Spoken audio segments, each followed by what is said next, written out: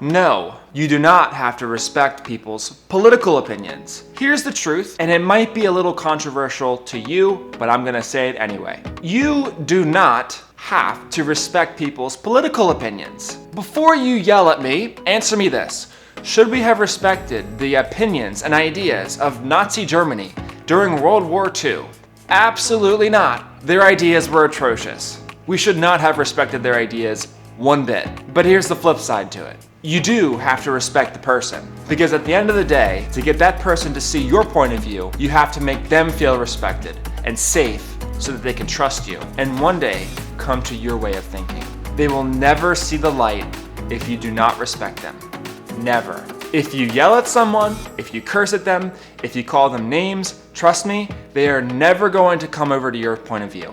Never in their life. And that's the ultimate goal, isn't it? A lot of people, they start to argue with each other, and then the goal becomes, I'm gonna beat you down. I'm gonna show you that I'm better than you. I'm gonna show you that my idea was better than yours all along. And that should not be the goal. The goal should be, I wanna win you over to my side of thinking because I believe that I am right, and I believe that my way of thinking would result in greater good for a lot of other people. I think no other person demonstrates what I'm about to say better than a man named Daryl Davis. He's a man who convinced some 200 members of the KKK to give up their robes. For those who don't know, the KKK is an American white supremacist hate group who primarily targets African Americans. Do you know how he won these people over to his point of view? And guess what? This guy is an African American. Do you know how he won them over? It wasn't by calling them names. It wasn't by being super arrogant and talking down to them.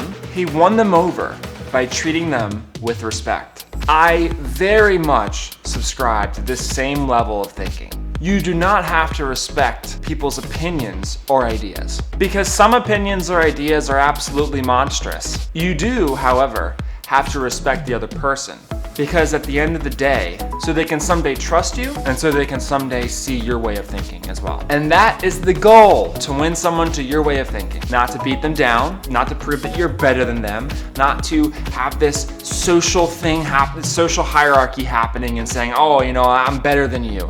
No, it's to win them to your way of thinking.